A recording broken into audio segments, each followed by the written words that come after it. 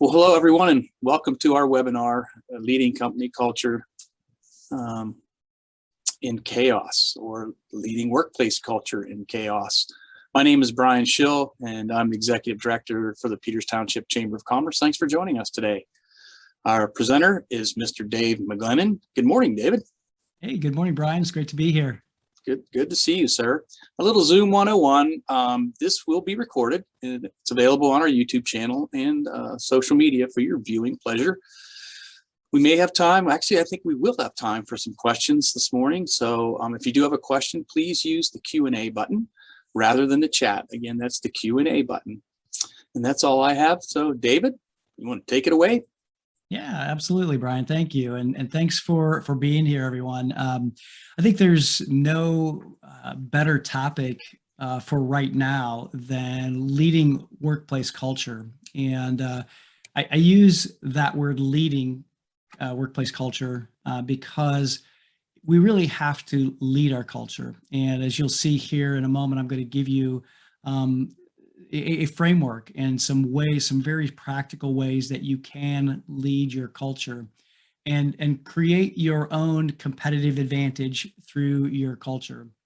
You know, one of the things that attracts people to companies is, of course, the leadership and the people, but really the culture and the environment that you have. So oftentimes when I talk about culture and leading culture, I like to start with this little proverb that I'm sure many of you have heard before, and that is, you know, when is the best time to plant a tree? And in this particular case, with this particular tree, it was probably like 200 years ago. But the second best time to plant a tree, of course, is today. And honestly, I think that the same thing is true with our company culture, because just because that we haven't been intentional with it in the past doesn't mean that we can't start today. So today, this session is going to give you some practical tools to be able to plant a tree, as it were, and really start being intentional with your culture. So as we get started here, let me just hear from you who are in this webinar live. Why does culture matter? Go ahead and use the, you can use the Q&A. Why does culture matter? And does it matter? I'm just kind of curious to hear from you. What are some of your thoughts? I mean, if you were to say on a scale of 1 to 10, 1 being, you know, culture doesn't matter at all to the results of our organization, the performance, the attraction of talent, and 10 means it's everything. Where would you place it? Would you place it, you know, 8, 6, 2, 1? Go ahead and put that in there. You work from home sometimes. You need to all be on the same page to be at your best. Yeah, absolutely. I think it's more important now to be very intentional with our culture, Greg. Appreciate that. And where would you put it as far as its importance on the scale? And even if you have a small company, I think that, especially if you have a small company, it's really important to recognize that this is an important topic. And you've probably heard this phrase or this quote by Peter Drucker that culture eats strategy for breakfast. And really what that means is that if we have a mission that we're on as an organization, if we have a strategy that we're trying to execute, that if we have our culture, our environment set up for performance, and we are being very intentional with our culture, then it's going to act as a catalyst for our strategy and for accomplishing our mission. And so what this really means is that if we want to execute our strategy, if we want to create our mission and really fulfill our mission, we've got to have a culture that supports it. And so I've got one other quote here, a little excerpt from a book that Patrick Lencioni wrote called The Advantage. If you've not read it before, it's a great book. It's actually a little bit different book than he normally writes. He normally writes these fables, and then there's lessons throughout the fables. This is actually more of a pure business and strategy and organizational health book. And what he says here is that if we focus on organizational health, in other words, culture, that it's going to multiply the intelligence within our organization. If we look at intelligence as the collective of our people, and when we focus on our culture and our organizational health, it's going to unlock and unleash the health of our organization. It's going to unleash the intelligence of our organization as well. And so we're going to accomplish a lot more, and we're going to be able to create a competitive advantage. I see that we have a couple of responses in chat. So yeah, Greg says 9.5. You're small, 5 people right now. Have to keep the right people on the bus. Absolutely, Greg. You know, I think that for small businesses, this is especially true. And really, I feel like this is going to be your competitive advantage. So we have to keep asking ourselves, why do people want to come and work for us? Why do we want people, the right people, to come to work for us? Because we want to create the right environment, and that's going to help attract them. So I agree, Greg, that we've got to keep the right people on our teams. And when we do that, and we were very intentional about it, it's going to really give us that competitive advantage. Now, you've probably heard it said that an organization is only as good as its people. And while I know there's some truth to that, what I would like to propose to you and have you think about, and maybe just think about this in a little bit different way, is that an organization really is only as good as its people perform. So we're going to talk about culture in terms of how our people are performing and behaving. But we have to recognize that culture in and of itself has an enormous impact on how our people do what they do. So our environment is incredibly impactful, and it has a great influence over the organization and our people. Now, that being the case, because it does have a huge influence over our people and how they do what they do, it means that we've got to be very intentional with it, and we have to be very systematic about it. And quite frankly, that takes leadership.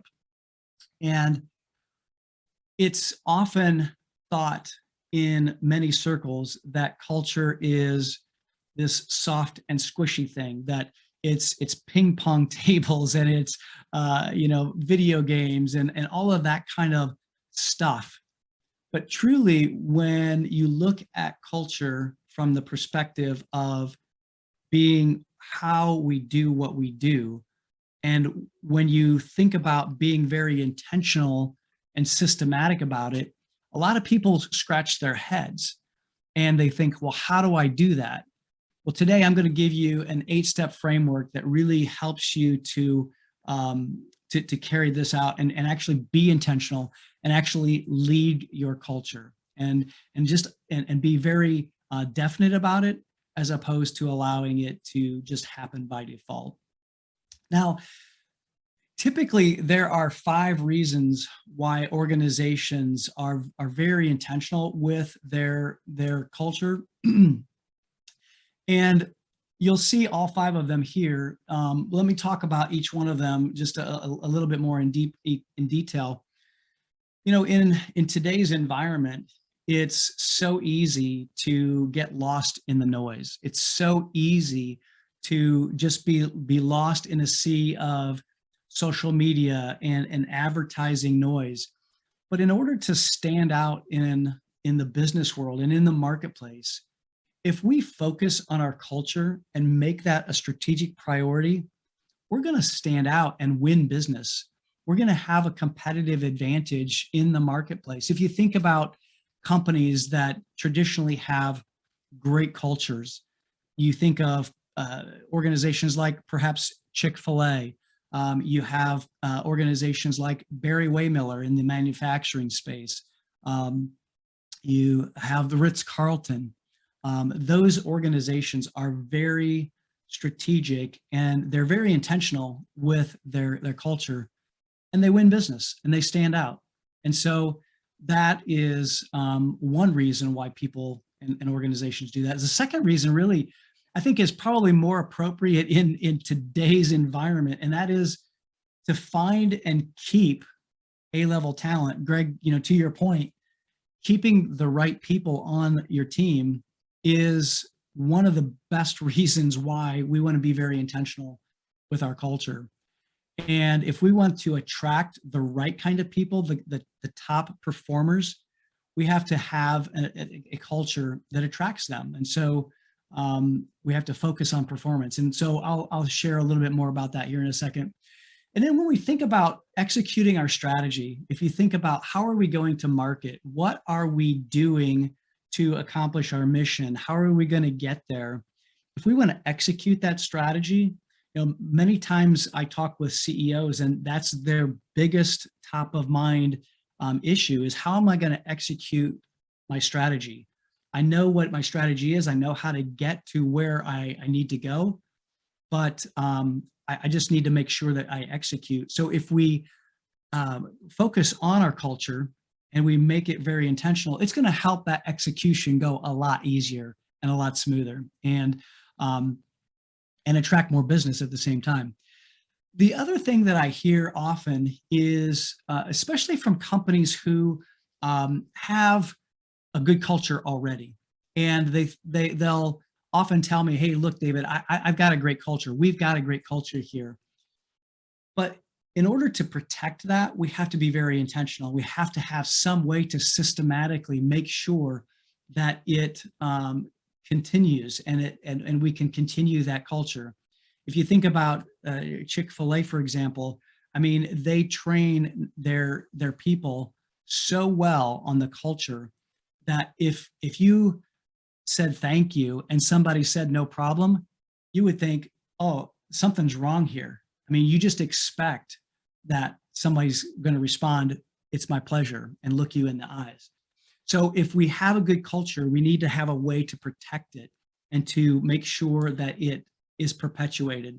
And that actually leads to the fifth reason why a lot of companies, big or small, want to work on their culture and be very intentional with it. And that is to preserve a legacy. I come from a family business. My first organization that I was involved with, I was a partner with my father. So I was the second generation. And often he would talk about handing the business off to me. And so a lot of founders want to make sure that they can preserve what they have worked so hard to create, and they want to make sure that it gets handed off to the next generation in a way that preserves their legacy. So we'll talk a little bit more about that kind of in the latter part of our time together here today. So let me start with this framework and talk to you a little bit about this way that you can be very systematic and very intentional with your culture. First of all, does this make a lot of sense? I mean, for those of you who are live, you can set it in the. I've got both the chat and the Q&A up. So either way, you can put it in either one. Does this make sense? Yes or no? Is this making sense to you? And does it make sense that if we are going to be very successful in the environment that we're in, that we have to, yeah, Greg, thanks. Yeah, absolutely. We have to be intentional with it. So let me talk through this 8-step framework. And what I'm going to do is I'm going to give an overview of all 8 steps. And then I'm going to come back to the first 2, because they're the foundation really for the whole rest of the framework. And so I'm going to go into a little bit more depth and detail on those so that you have a little bit more understanding of why this framework is important. So the first thing that we need to do if we are going to be intentional with our culture and attract the right talent is to be able to define it in terms of employee behaviors. We call them fundamentals because they're fundamental to our success. So what we have to look at is our behaviors and not just our mission, vision, and values. I'm going to talk a little bit more about that here in a minute. But when we define our culture in terms of behaviors, it allows us to be very specific and it allows us to be able to see those things in action. And so I'll share how to do that here in just a moment. Once we've defined our culture in terms of the behaviors that lead to our success, we have to find ways that we can get those behaviors practiced. And the way we do that is through what I call rituals. So we have to create rituals. Some companies call them cadences. Some companies, will call them, just a rhythm. So whether you call them rituals, cadences, rhythms, whatever they are, I think it's just a matter of a point here just to understand that we have to find some way to get these behaviors practiced over and over and over and over again. So we have to create rituals around our defined behaviors. I'll go into a little bit more detail here in a minute. The third element of this framework is to select the right people. And if you think about it, how can we select the right people for our organization? How can we select or attract the right people if we haven't defined who we're looking for and the behaviors in those people? Behavioral interviewing has been around for a long time. And I think that it's interesting that if we are intentional with our behaviors and defining our culture in terms of our behaviors and our fundamentals, then it'll make it much easier to ask the right behavioral questions. And so in our interview process, then we can actually look at the job and we can understand what questions then we need to ask. What do we need to ask if we have this customer service job and one of our fundamentals is being a fanatic about response time? Well, maybe I ask the question, hey, tell me about a time when you were really responsive to a customer and what happened. So you can create your questions around your behaviors. So selecting the right people is almost like the third leg of this framework. So once we've defined them, once we've created our rituals around our behaviors and we've selected the right people, the next thing that we have to do is we have to integrate them into our organization. Now, what's interesting is a lot of organizations will call this process onboarding or orientation. Those are all great words, but I like the word integration a little bit better. And here's why. So if we're going to bring someone on board and if we're going to bring them into our organization, if I integrate them, that means I'm part of the fabric of the organization. It's kind of like if we're a sports team and you're in the stands, I'm pulling you out of the stands and I'm putting you on the field. I'm throwing a jersey on you and now you're one of us. And so that word integration is, I think, a key to creating this culture that's going to be attractive to high performers. And I would propose that this integration process needs to be very specific and about how we're teaching our people the behaviors that we have defined. How do we teach them? And I would also recognize that the integration process needs to take place very intentionally within the first 2 weeks of any person's employment, because that is the most impactful time that we have in any organization. It's going to set the stage for this new hire. So integration is going to be really key to bringing them into and putting them into the fabric of your organization. So the next step, it seems pretty obvious, but it's often overlooked, and that is we have to communicate our culture at every place and every point that we can. I have a couple of clients who have actually gone so far as to put their behavior, their fundamental of the week, and we'll talk a little bit about that as well. They put that fundamental of the week, on their bulletin board, or on the backs of the stalls in the ladies' room, or in front of the urinals for the men's room. I know it sounds crazy, but communicating our culture over and over and over again creates then a language of our culture, and it just becomes almost second nature, so that when you have people interacting, they're going to use that language. They're going to say, hey, Brian, I need to have a speak straight conversation with you. So is that okay? And are you at a place where you can actually listen generously? And when we do that, then this culture language becomes almost like a second language. So find ways that you can communicate over and over and over again your culture. The sixth step is to actually coach. You heard me allude to this and talk about that culture is a leadership function. So as a leader, we have to coach. And even for a small organization like yours, Greg, you have to be the coach, and you have to set the stage, and you have to be able to coach people in the behaviors and let them know, what the behavior looks like. And I would even say that, especially when you fall short yourself, to admit that. We'll talk about team cohesion here in just a moment, but coaching your culture is part of this framework, and it's really the core of how we teach and lead it. And the seventh step is to actually lead our company culture, and doing it by example.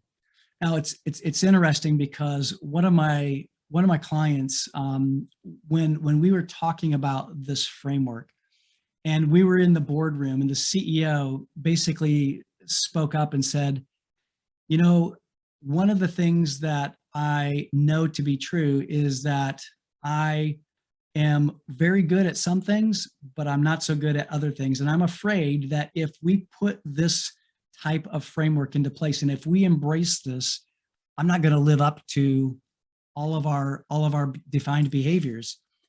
And it was interesting because, first of all, he was very vulnerable in that place. And we had the CFO, the COO, human resources. We had everybody, at the table. And what I said to the CEO was that being vulnerable like that, and being able to admit that you're not going to hold up these behaviors all the time, that's going to be one way that you can lead by example, by sharing that we're human. We may fall down, but because we practice blameless problem solving, we're going to find a way to be able to get better, and we're going to continue to improve. So leading by example does not mean that you have to be perfect. And that's my point here. So the final way of this framework is to drive accountability for culture. Now, if we were in a room together and I was just polling you, I would ask you, what is the most effective way of driving accountability for your culture? And there is a lot of responses that I often get. Some of those responses are, well, we should put it into our reviews. Let's put it into our review process, our employee review process. Maybe we should highlight them, on a regular basis and make sure we're talking about it. Those are all good things. But if we're going to be really serious about accountability for our culture, we have to be able and brave enough to exit the people that aren't a good fit. So it almost kind of comes full circle when we're selecting and attracting the right people. And just as importantly is making sure that we get the people off of the team and off of the bus, Greg, for those people who are not a good fit. And this often happens, and I'll share from a personal experience. So I was part of a startup organization back in 2009, and I left in 2015. And through that process, we grew very, very rapidly. I mean, when we started, we just had a handful of employees, and then when I left, we had brought in some private equity, and we were at about 185, almost 200 employees. And what was interesting is that the people that we needed at that place were different than the people that we needed when we were a startup, when we had 4 employees and we were just really hustling and growing the business. And that's okay. Sometimes we need to make sure that we understand who we need and the accountability for our culture. The hardest thing for most CEOs and most business owners is this one, is to be able to be very intentional about removing people from the culture if they're not a good fit or not a good fit anymore. So these are the 8 steps. We need to define our culture in terms of behaviors. We need to create rituals around them. We need to select the right people. Once we've selected, we need to integrate them within our culture. We've got to communicate it over and over and over and over again. We have to coach it. We have to lead by example. And then we have to make sure that we uphold the culture by making sure that we drive accountability throughout our organization. I know I've been talking for just a little while here now. Let me just pause for a second, see if there are any questions real quick while I take a quick swallow of water. Any questions at this point? All right. So I'm going to go ahead and dive into the first 2 steps of this. Whoops, wrong way. Hang on. Here we go. So defining our culture in terms of behaviors is often, oh, let me see here. I do see your question, Greg. Do you have a standard time frame to review the fit? That's a good question, Greg. I don't. I think that's that's a feel. It's a feel thing. Certainly, you can do it within the first 90 days. I know I've got one client who right now is exiting someone because they hired them and they're seeing that they're not a good fit for their culture. And so they're doing it, before their 90 days is up. It's a probationary period. I type slow too, Greg, no problem. But yeah, I don't really have a certain time frame. I will tell you that likely, and here's probably a good indicator, and that is if you have a pit in your stomach about this person, if you just have that gut reaction that maybe it's time, then it's time. I know that's maybe not a cut and dried answer that you want, but I guarantee you that pit in your stomach is telling you something. I always pay attention to those gut reactions. So thanks for the question. Keep them coming too, by the way. I am I'm totally adept at answering on the fly. So sometimes in these Zoom meetings, it's really hard when you don't have the interaction. So feel free to jump in and put a Q&A. I've got a second screen up here, so add your questions at any time. So going back to defining our culture in terms of behaviors, one of the things that we often hear, especially in the larger organizations, is that we've got to define our mission. We've got to define our vision. We've got to define our values. And a lot of times when we hear culture talked about, we talk about values. And don't get me wrong here, and don't misunderstand what I'm saying. Mission, vision, values, they are important. They're very important. I understand that that's the guiding light for an organization. However, I will tell you that when we look at values versus behaviors, they're two different things. When we look at values, and I'm going to throw up this, whoops, I went the wrong way again. When we look at values, values are things that are ideas, they're notions, they're things like you'll see here: integrity, quality, respect, innovation. What do those really mean? If I say, we value respect in our organization.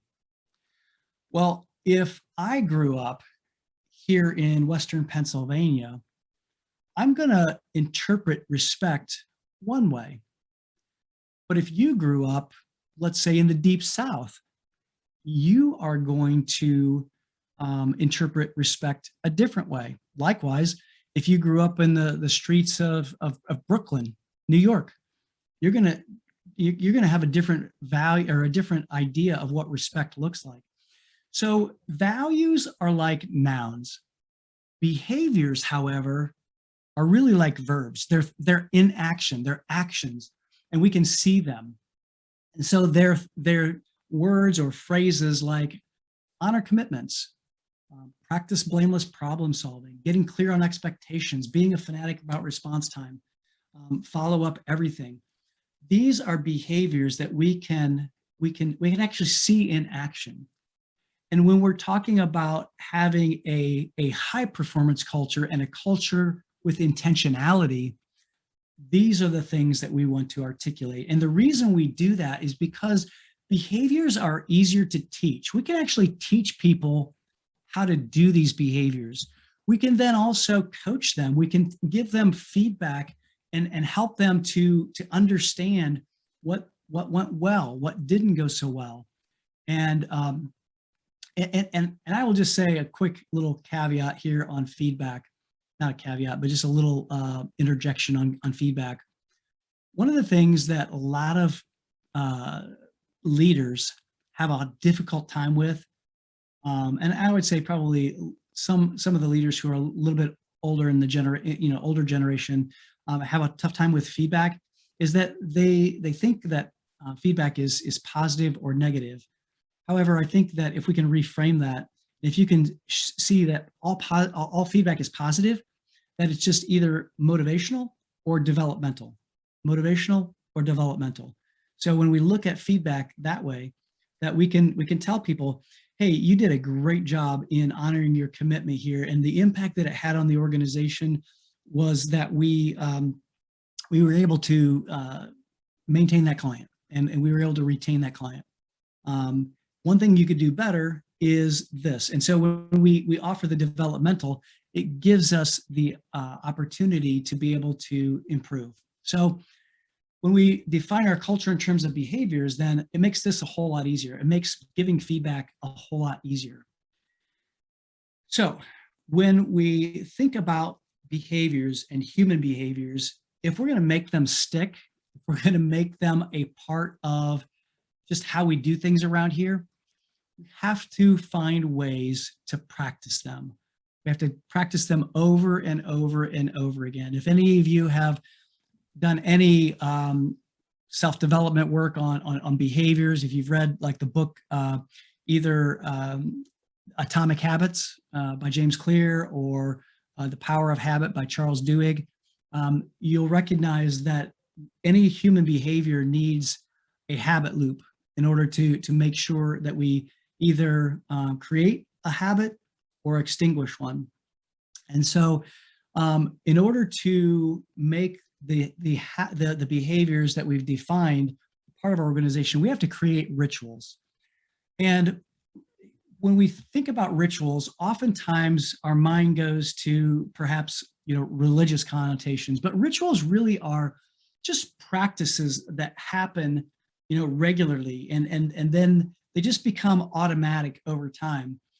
And likely you already have rituals. You just may not necessarily recognize it. So one of the things that I will often have you think about in terms of rituals that maybe you don't think about is what's the thing that we do every time before an athletic event begins? Well, we sing the national anthem. It's not a matter of, are we going to do it today? Or, hey, the pregame ran a little bit long, maybe we'll just stop that and just not do the anthem.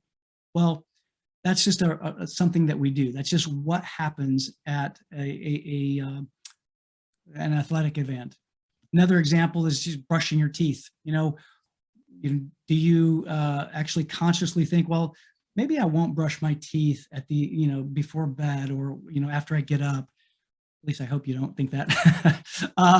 But that's an example of something that we just do that's automatic. I know that when we were raising our kids, it was, we had a ritual where it was a bedtime story, and then go potty and then brush your teeth. And so there was this ritual. There was this thing that happened over and over and over again.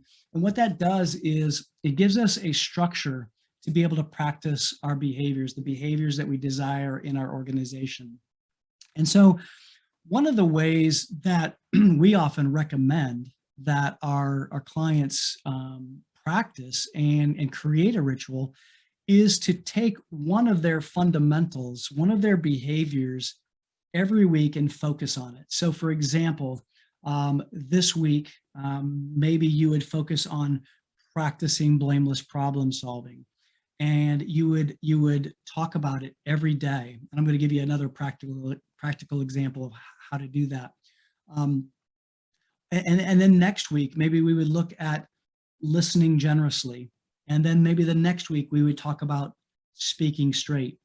And we would take one of these fundamentals, one of these behaviors each week and focus on them. And that's all we're talking about. Now, will there be opportunities for conversation around the other behaviors? Yes, absolutely. But this is our focus. So we're going to take one a week. And when we do that, then what we can do is we can start every meeting with a fundamental of the week. We can also have our team send out an email at the beginning of the week announcing what the fundamental of that week is going to be, and maybe some insights around them. We call those the fundamental of the week. And so giving insights through a weekly email, it's a great opportunity just to be able to say, hey, this week we're going to focus on getting clear on expectations. And when you start each meeting with a brief conversation around the fundamental of the week, think about how many meetings you have in your organization. And if you start every meeting with a fundamental of the week conversation, and it's going to make it a huge impact. And let me just stop here for a second too, to be able to say, these conversations don't have to be 15 minutes long. I mean, literally they're like 2 minutes long, maybe 3 minutes. And how this might go, just to kind of give you some, like a little picture, is if I'm starting the meeting, if I'm the leader and I'm going to start the conversation with the fundamental of the week, I may say something like, hey guys, this week's fundamental is practicing blameless problem solving. What do you think gets in the way of us practicing blameless problem solving? And then allow for a little discussion and, 2 minutes, 3 minutes max, and then go on to the next item. Okay, well, we're going to get into our sales forecast and then beginning, to continue on in the agenda. So make sure that you create some rhythm. And this is a great one. We also have some clients that will, when they bring in a client or when they bring in a prospect and they start their meeting, this is the way they do it. And so what better way to separate yourself from a prospect, from a client, to be able to let them know that you're serious about your culture than to start each meeting with your fundamental of the week.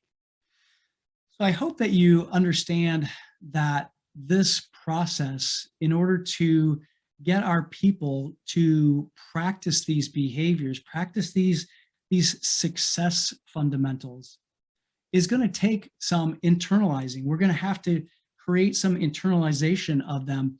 And in order to do that, that requires repetition. And in order to get the repetition, we have to find some way to practice them. And that way is through a ritual.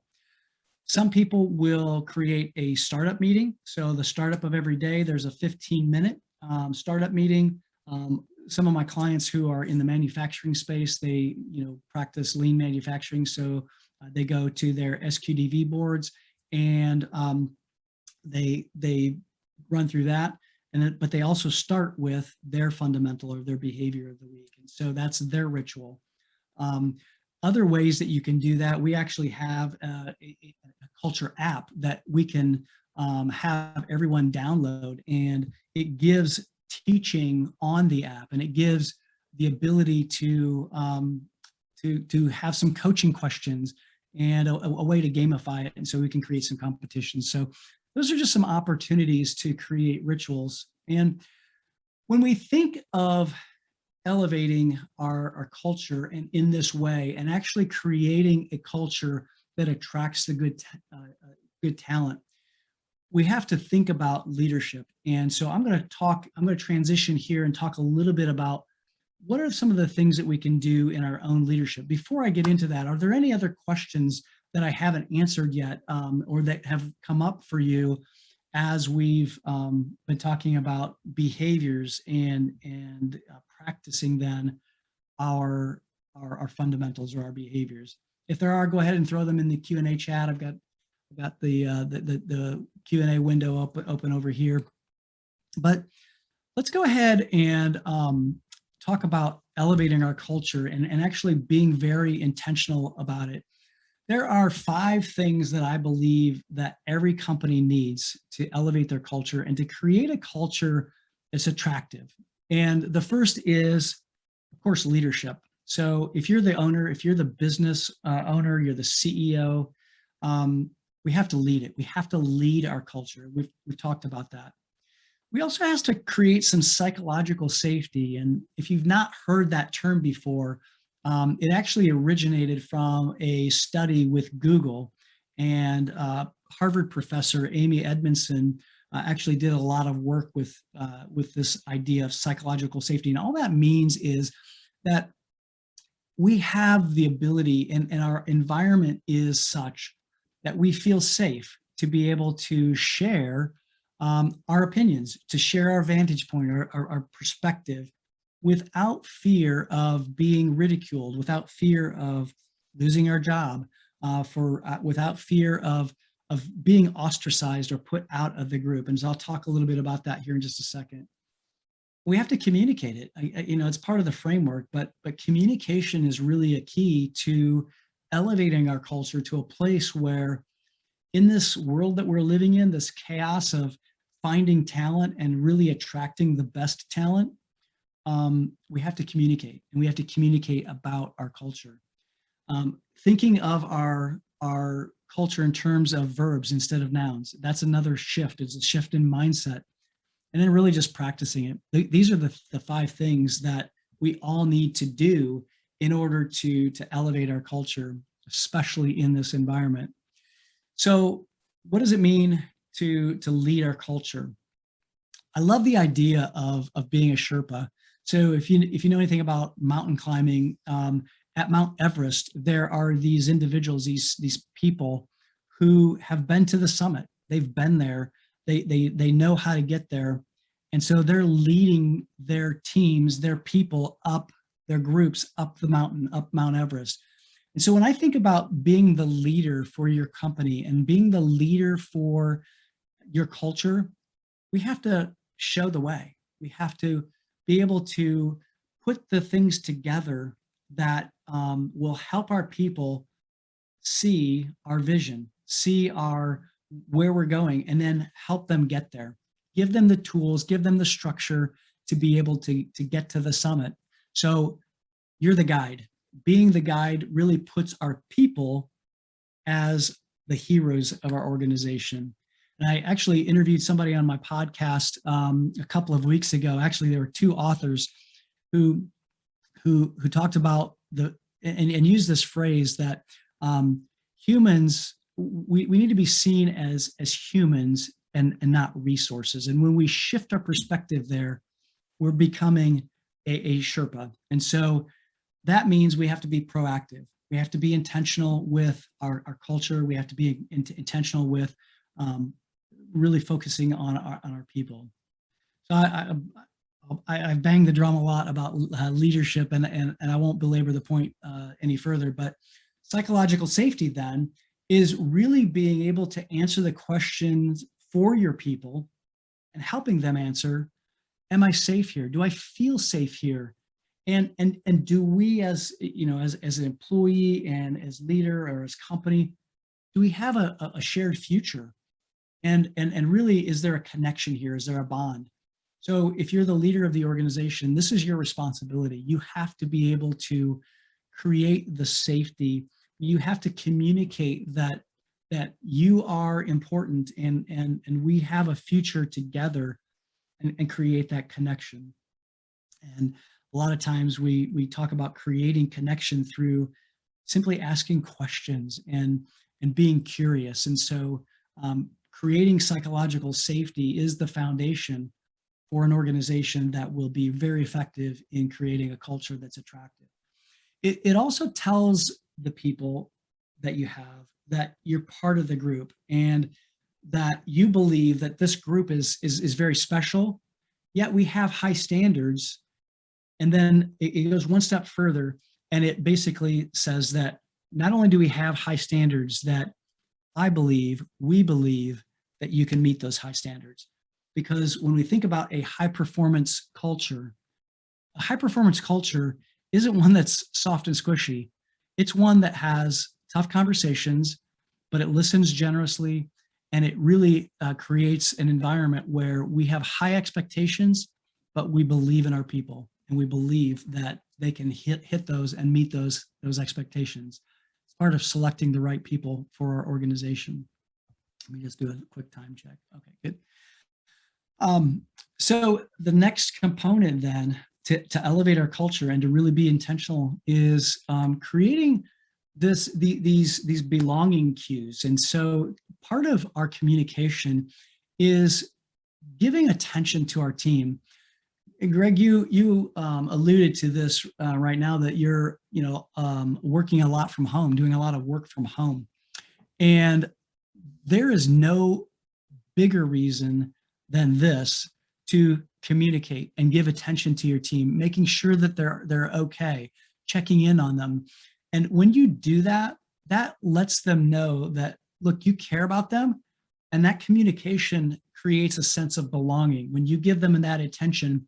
And also when you give them feedback, when you let them know how they're doing in terms of their performance, that allows your people to also know that I have a place here. And it also allows me to know that I'm important around here. I know that this sometimes can be a little bit counterintuitive, and maybe even it can trigger some people too, by thinking that, look, I pay them, they're supposed to be here. But this is really important. We're not in the industrial era anymore. We are really in the knowledge era.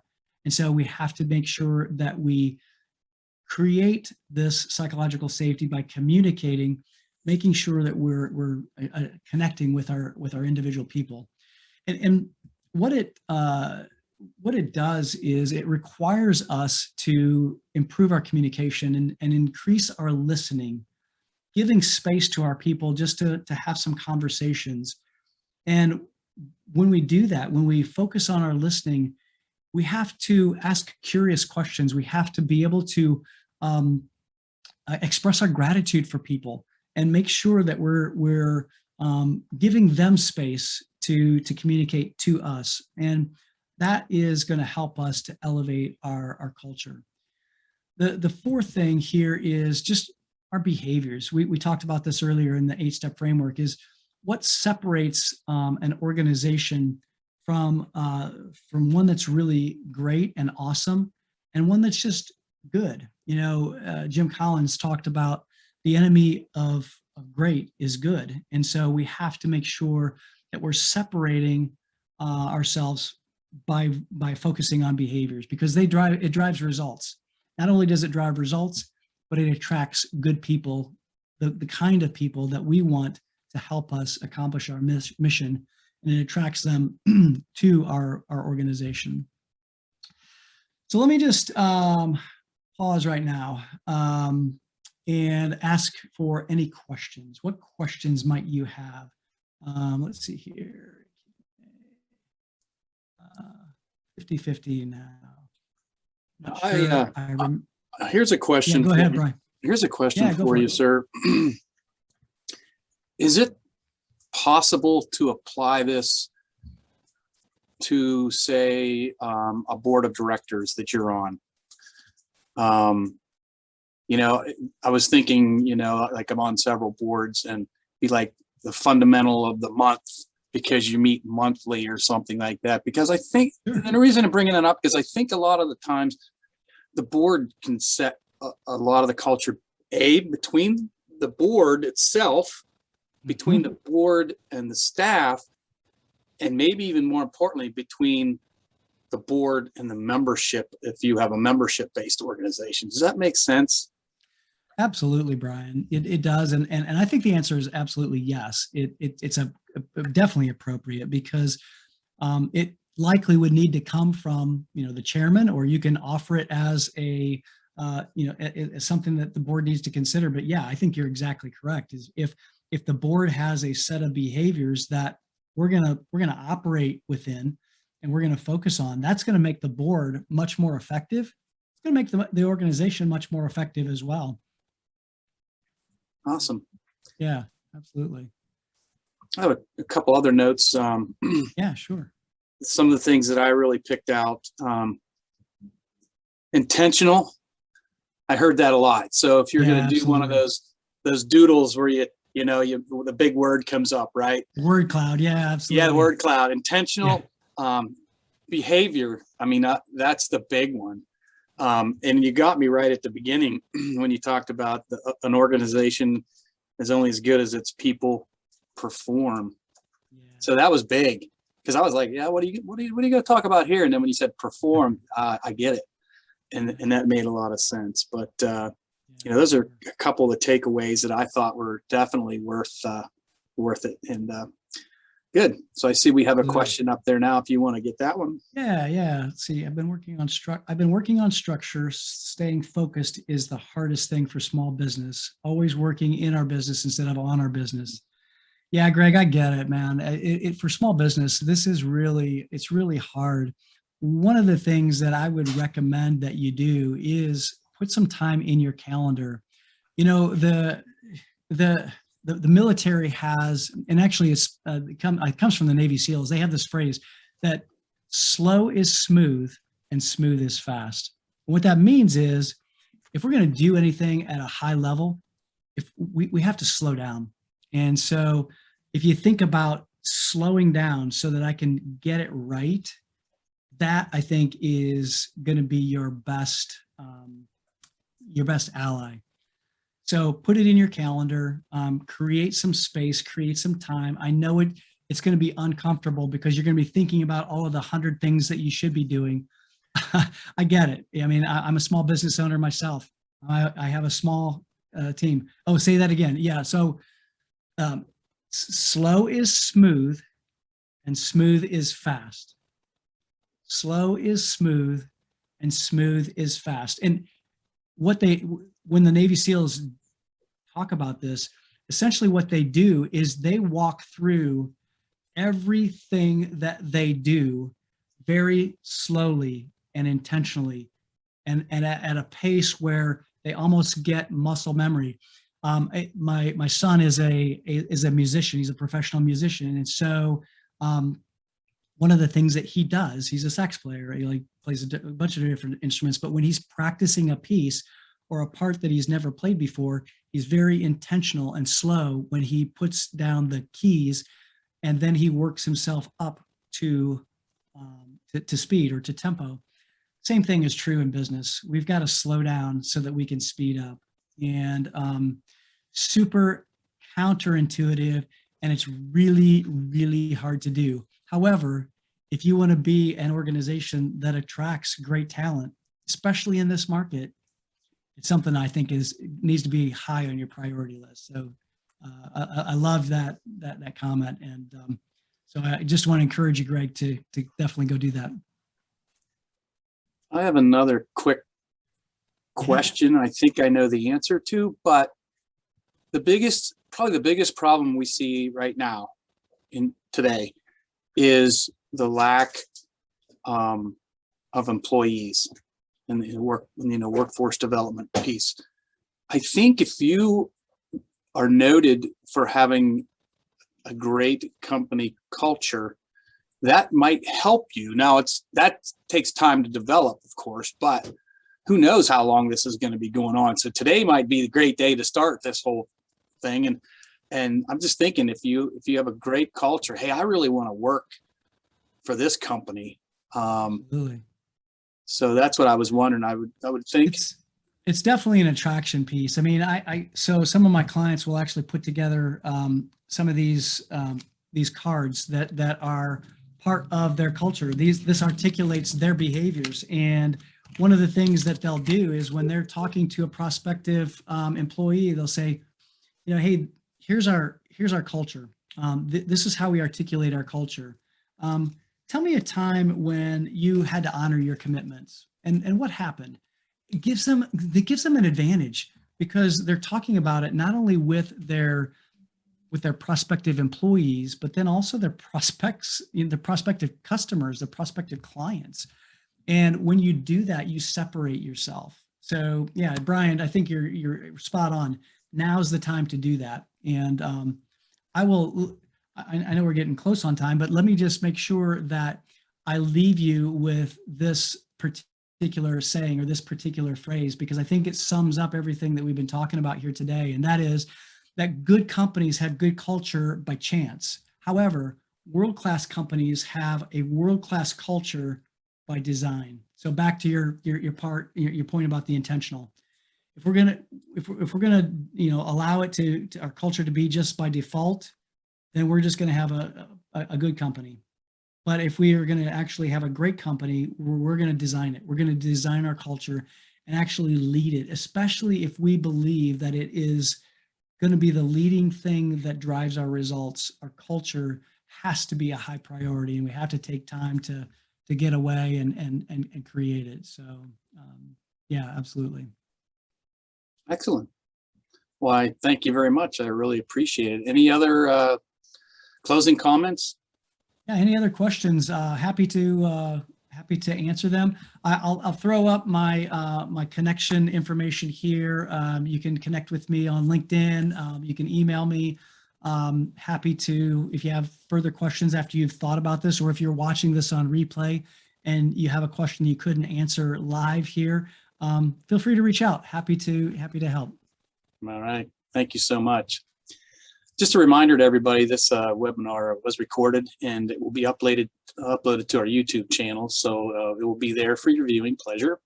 I would like to say thanks again to David for presenting today and for all of you for attending. So that concludes our webinar. Stay well, my friends, and have a great day.